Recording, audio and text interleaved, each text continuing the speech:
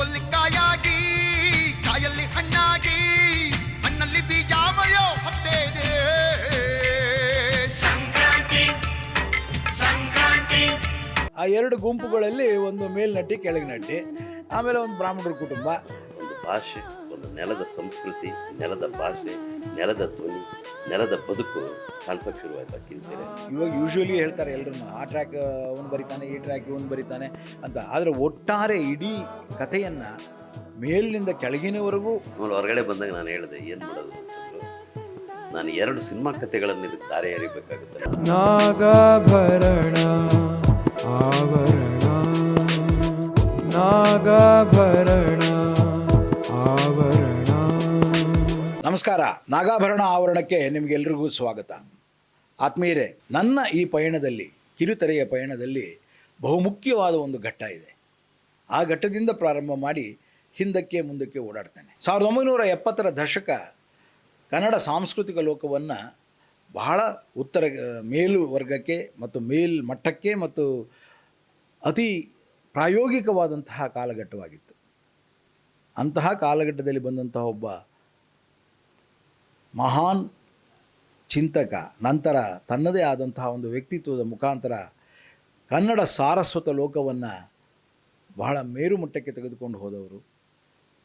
ಅದರಲ್ಲೂ ಮಕ್ಕಳ ನಾಟಕಗಳಲ್ಲಿ ಆ ಸಿದ್ಧಹಸ್ತ ಹೊಸ ರೀತಿಯ ಆಲೋಚನೆಗಳೊಡನೆ ಅಧೀಮದಂತಹ ಒಂದು ಅದ್ಭುತವಾದಂತಹ ಕ್ರಿಯಾಶೀಲ ಸಾಂಸ್ಕೃತಿಕ ಲೋಕವನ್ನು ಸೃಷ್ಟಿ ಮಾಡಿದವರು. ಶಿವರಾಮ್ ಕಾರಂತರ ಪ್ರಶಸ್ತಿಯನ್ನು ಪಡೆದು, ರಾಜ್ಯೋತ್ಸವ ಪ್ರಶಸ್ತಿಗಳನ್ನು ಇತ್ಯಾದಿ ಹಲವು 10-20 ಪ್ರಶಸ್ತಿಗಳನ್ನು ಪಡೆದು, ಎಲ್ಲಕ್ಕಿಂತ ಹೆಚ್ಚಾಗಿ ಸಾಹಿತ್ಯ ಲೋಕವನ್ನು ಚಿಂತನಾ ಲೋಕವನ್ನಾಗಿಸಿ ಅದರ ಮುಖಾಂತರ ನಮ್ಮೆಲ್ಲರ ಆತ್ಮೀಯರು ಮತ್ತು ಸಹೃದಯರು, ಎಲ್ಲಕ್ಕಿಂತ ಹೆಚ್ಚಾಗಿ ಅವರ ಲೇಖನಿಯಿಂದ ಬರುವ ಪ್ರತಿ ಪದಕ್ಕೂ ನಾವು ಅರ್ಥ ಹುಡುಕುವಷ್ಟರ ಮಟ್ಟಿಗೆ ನಮ್ಮನ್ನು ಯೋಚನೆಗೀಡು ಮಾಡಿದವರು ಬೇರೆ ಯಾರೂ ಅಲ್ಲ. ನೀವು ಬೇರೆ ಬೇರೆ ಗಾನಗಳನ್ನು ಕೇಳಿರಬಹುದು, ಆದರೆ ಕೋಟಿ ಗಾನವನ್ನು ಕೇಳಿರಲಿಲ್ಲ. ಕೋಟಿ ಗಾನ ಹಳ್ಳಿಯ ರಾಮಯ್ಯ ಅವರೊಡನೆ ನಾನು ನನ್ನ ಅತಿ ಮುಖ್ಯವಾದ ಕಾಲಘಟ್ಟ ಸಂಕ್ರಾಂತಿಯ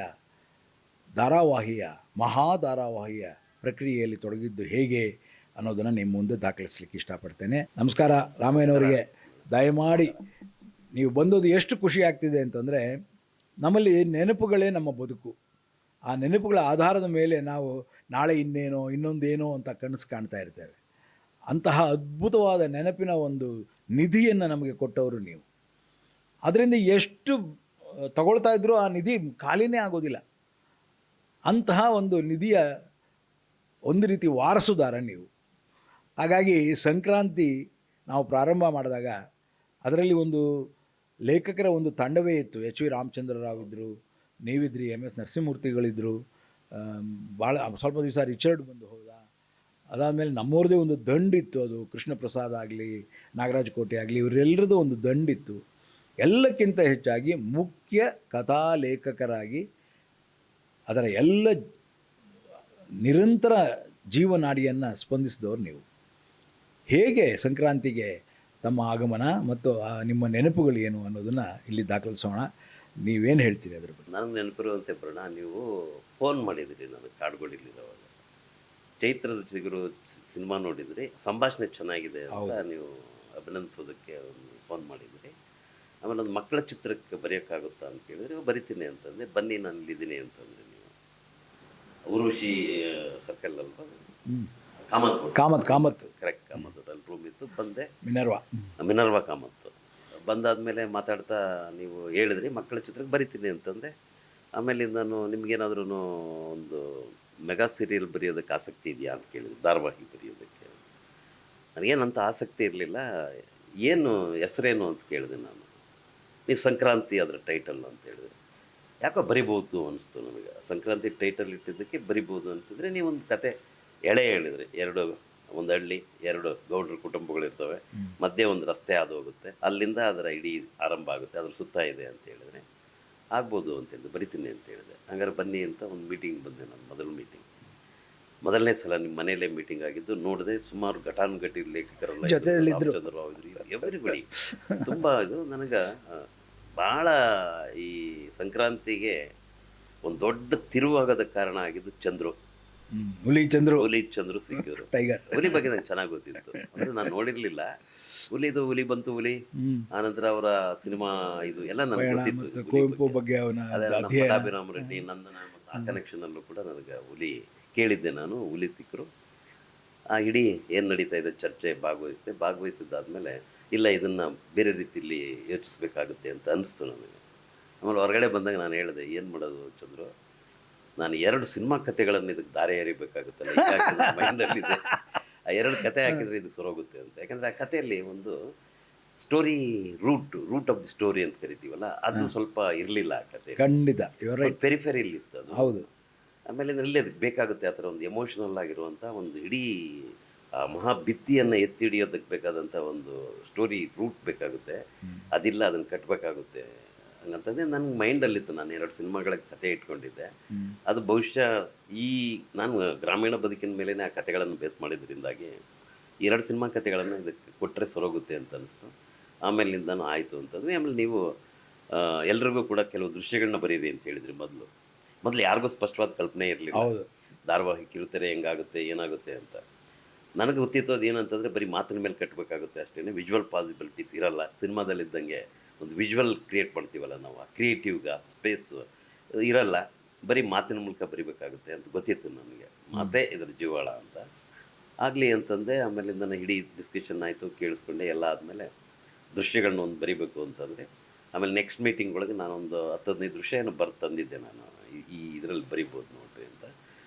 ಆಮೇಲೆ ನೀವೇನು ಮಾಡಿದ್ರಿ ಅಂತಂದರೆ ಅದನ್ನೆಲ್ಲ ಓದಿದರೆ, ಇಲ್ಲ ಈ ಥರ ಇರಬೇಕಾಗುತ್ತೆ ಅಂತ ಎಲ್ರಿಗೂ ಹೇಳಿದ್ರು. ನೋಡ್ರಿ ಈ ಥರ ಬರಿಬೇಕಾಗುತ್ತೆ ದೃಶ್ಯಗಳನ್ನ ಅಂತ ಹೇಳಿದರೆ, ಅಲ್ಲಿ ನನಗೆ ಒಂದು ರೀತಿ ಏನಂತೀವಿ ಇದು ಬರಿಬೋದು ಒಂದು ಇಲ್ಲ ಪರವಾಗಿಲ್ಲ, ನಾವು ಇಷ್ಟು ಜನ ಇದ್ರೂ, ಯಾಕಂದ್ರೆ ಭಾಳ ಕಷ್ಟ ಕಲೆಕ್ಟಿವ್ ಆಗಿ ಬರೆಯುವಾಗ ಒಬ್ಬೊಬ್ರದ್ದು ಒಂದೊಂದು ವ್ಯೂ ಇರುತ್ತೆ. ಒಂದೊಂದು ಸರಿ ಚರ್ಚೆಗಳಲ್ಲಿ ಭಿನ್ನಾಭಿಪ್ರಾಯ ತಾಳ್ಬೇಕಾಗುತ್ತೆ, ಜಗಳನೂ ಮಾಡಬೇಕಾಗುತ್ತೆ. ಅದು ಇರುತ್ತೆ, ಅದೇನು ದೊಡ್ಡ ವಿಚಾರ ಅಲ್ಲ. ಸಾಕಷ್ಟು ಹುಲಿ ಜೊತೆ ಜಗಳ ಆಡಿದ್ದೀರಾ ನೀವು. ಎಲ್ಲರ ಜೊತೆ ಅದು ಆಗಬೇಕಾಗುತ್ತೆ, ಅದೇನು ನಾಟ್ ಬಿಗ್ ಥಿಂಗ್ ಅದು. ಯಾಕಂದರೆ ನಮ್ಮ ಕತೆ ಮತ್ತು ನಾವು ಹೋಗ್ತಾ ಇರುವಂಥ ನಮ್ಮ ಸ್ಟೋರಿ ಬೋರ್ಡ್ ಇದೆ, ಅದಷ್ಟೇ ಮುಖ್ಯ ಆಗುತ್ತೆ ಹೊರತಾಗಿ. ಅದಕ್ಕೋಸ್ಕರ ಒದ್ದಾಡಬೇಕಾಗುತ್ತೆ. ಕೆಲವ್ರು ಹೇಳಿದ್ರೆ ಅದು ಟ್ರ್ಯಾಕ್ ಡಿವಿಯೇಟ್ ಆಗಿಬಿಟ್ರೆ ಕಷ್ಟ, ಆಮೇಲೆ ಮತ್ತೆ ತಗೊಂಬಂದ್ರೆ ಆ ಥರದ ಕಾರಣಗಳಿಗೆ ಆಗ್ತಾಯಿತ್ತು. ಬಟ್ ಬೈ ಆ್ಯಂಡ್ ಲಾರ್ಜ್ ಅಲ್ಲೊಂದು ಮುಕ್ತವಾದ ಸ್ವಾತಂತ್ರ್ಯ ಇತ್ತು ನನಗೆ ಬರೆಯೋದಕ್ಕೆ.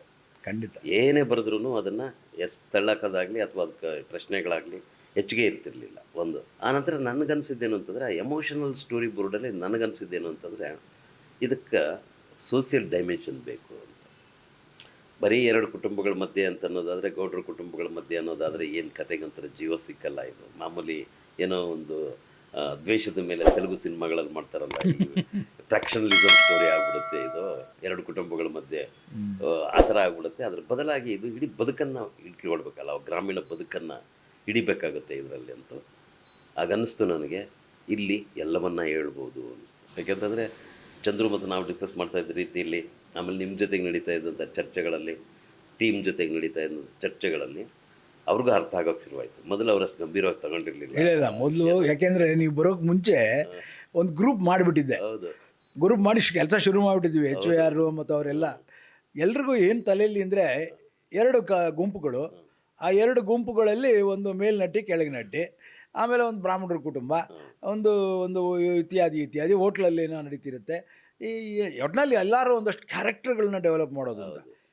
ಕ್ಯಾರೆಕ್ಟರ್ಗಳನ್ನ ಡೆವಲಪ್ ಮಾಡೋದಕ್ಕೂ ಕಥೆ ಡೆವಲಪ್ ಮಾಡೋಕ್ಕೂ ಭಾರಿ ವ್ಯತ್ಯಾಸ ಇದೆ. ಅದು ಆ್ಯಕ್ಚುಲಿ ಗೊತ್ತಾಗಿದ್ದು ನಿಮ್ಮ ಎಂಟ್ರಿ ಆದಮೇಲೆ ಅವ್ರಿಗೆ ಆವಾಗ ಹೌದಾ ಇದು ಫೋಕಸ್ ಆಗಬೇಕಾ, ಆದರೆ ಹಾಗಾದ್ರೆ ಈ ಪಾತ್ರ ಹಿಂಗೆ ಬಿಹೇವ್ ಮಾಡೋಕ್ಕಾಗಲ್ಲ, ಹಾಗಾದ್ರೆ ಇಡೀ ಕತೆ ಹೇಳ್ಬೇಕಾದ್ರೆ ಅದಕ್ಕೊಂದು ಕನ್ವಿಕ್ಷನ್ ಇರಬೇಕಾಗತ್ತೆ ಅನ್ನೋದೆಲ್ಲ ಅರ್ಥ ಆಗೋಕ್ಕೆ ಶುರುವಾಯಿತು. ಸೊ ಮೊದಲು ಸುಮಾರು ಒಂದು 100-150 ಸೈನ್ ನನ್ನ ಕೈಯಲ್ಲಿ ಇತ್ತು. ಆಗ ಇನ್ನೇನು ಶೂಟಿಂಗ್ ಶುರು ಮಾಡಿಬಿಡ್ತೀನಿ ಅನ್ನೋ ಹಂಗೆ. ಯಾವಾಗ ನಿಮ್ಮ ಎಂಟ್ರಿ ಆಯಿತು ಅಲ್ಲಿಂದ ಆಚೆಗೆ ಇಲ್ಲ ಫಸ್ಟ್ ಕತೆ ಪಕ್ಕ ಆಗಲಿ ಅಂತ ಹೇಳಿ. ಯಾಕೆಂದರೆ ಐ ಥಿಂಕ್ ನಾವು ಮಾರ್ಚಲ್ಲಿ ಲೊಕೇಶನ್ ಸ್ಕೌಟಿಂಗ್ ಹೋದ್ವಿ. ಅದಕ್ಕೆ ಮುಂಚೆ ನಾವು ಕೆಲಸ ಶುರು ಮಾಡಿದ್ವಿ ಇದನ್ನು.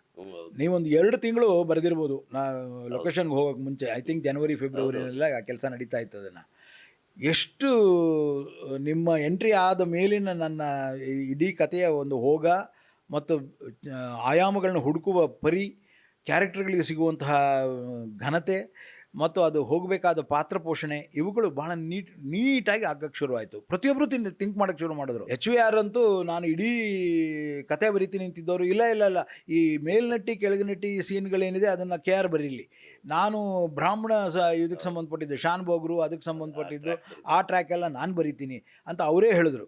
ಅಂದರೆ ಎಷ್ಟರ ಮಟ್ಟಿಗೆ ನಿಮ್ಮ ಎಂಟ್ರಿ ಆದಮೇಲಿನ ಇದು ಚೇಂಜಸ್ಗಳು ಹೇಗೆ ವರ್ಕ್ ಆಯಿತು ಅಂದರೆ, ಕಾಮಿಡಿ ಟ್ರ್ಯಾಕು ಇತ್ಯಾದಿಗಳೆಲ್ಲ MS ನರಸಿಂಹಮೂರ್ತಿ ನಾನಾಗರ ಹೋಟ್ಲ್ದೆಲ್ಲ ನಾ ಬರ್ಕೋತೀನಿ ಅಂತ. ಸೊ ನಿರ್ದಿಷ್ಟವಾದ ಟ್ರ್ಯಾಕ್ಗಳು ಇವಾಗ ಯೂಶ್ವಲಿ ಹೇಳ್ತಾರೆ ಎಲ್ಲರೂ, ಆ ಟ್ರ್ಯಾಕ್ ಅವನು ಬರಿತಾನೆ, ಈ ಟ್ರ್ಯಾಕ್ ಇವನು ಬರಿತಾನೆ ಅಂತ. ಆದರೆ ಒಟ್ಟಾರೆ ಇಡೀ ಕಥೆಯನ್ನು ಮೇಲಿನಿಂದ ಕೆಳಗಿನವರೆಗೂ ಸೂತ್ರಧಾರಿಯಾಗಿ ಹಿಡಿಯುವಂತಹ ಒಂದು ನಿಟ್ಟಿನಲ್ಲಿ ನಿಮ್ಮದೇ ಮುಖ್ಯ ಪಾತ್ರವಿತ್ತು. ಹಾಗಾಗಿ ಕೇವಲ 2 ತಿಂಗಳಲ್ಲಿ ನೀವು ಅದನ್ನು ಪ್ರೂವ್ ಮಾಡಿಬಿಟ್ರಿ. ಹಾಗಾಗಿ ನಮ್ಗೆ ಸೀನ್ಗಳು ಹೆಂಗೆ ಸಿಗ್ತಾ ಇತ್ತು ಅಂದರೆ, ಇದು ಹೆಂಗಪ್ಪ ಎತ್ಕೊಳ್ಳೋದು ಇದನ್ನು, ಇಂಥ ಪರ್ಫಾರ್ಮೆನ್ಸ್ ಮಾಡೋಕ್ಕೆ ಆ್ಯಕ್ಟ್ರ್ಗಳು ಸಿಗ್ತಾರಾ ಅಂತ.